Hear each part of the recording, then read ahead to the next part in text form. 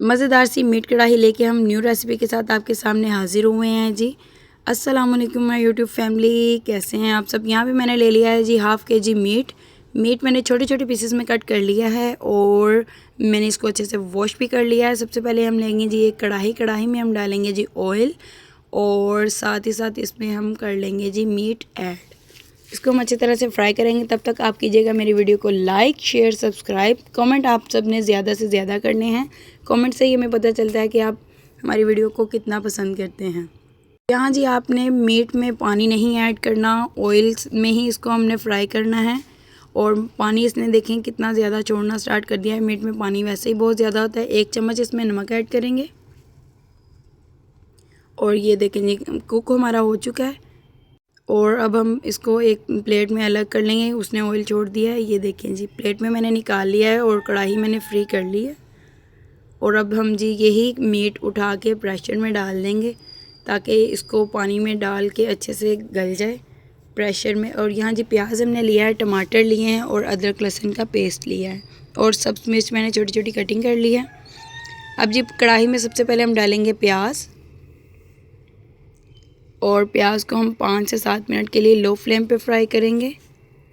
इसमें हमने ज़्यादा नहीं फ्लेम ऑन करना। ये देखिए जी अब अदरक लहसुन का पेस्ट ऐड करेंगे और इसको भी 2 से 3 मिनट के लिए हम फ्राई करेंगे। जलने नहीं देना, इसको बस चम्मच हिलाते रहना है। और अच्छे से जब ये फ्राई हो जाएगा अब हम इसमें डालेंगे जी टमाटर भी ऐड करके इसको हमने 3 से 4 मिनट के लिए अच्छे से फ्राई होने देना है। आप सब ने मेरी आप सबसे रिक्वेस्ट है कि आप सब ने कमेंट्स ज़्यादा से ज़्यादा करने हैं।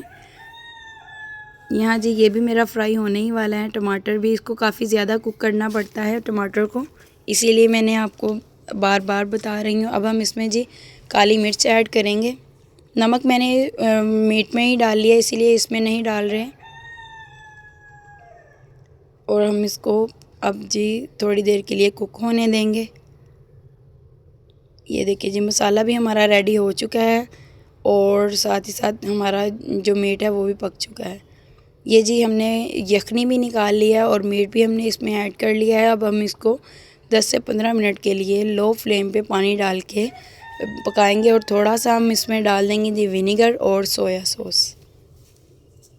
बहुत मज़े का बनता है, आप सब ने भी इसको ट्राई करना है। बहुत अच्छी लुक आई है, ये देखें जी।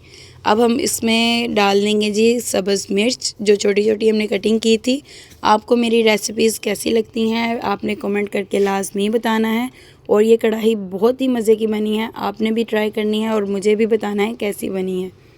अब जी हम इसको 10 से 15 मिनट के लिए दम लगा देंगे। आपको हमारी वीडियो कैसी लगी? अल्लाह हाफिज़।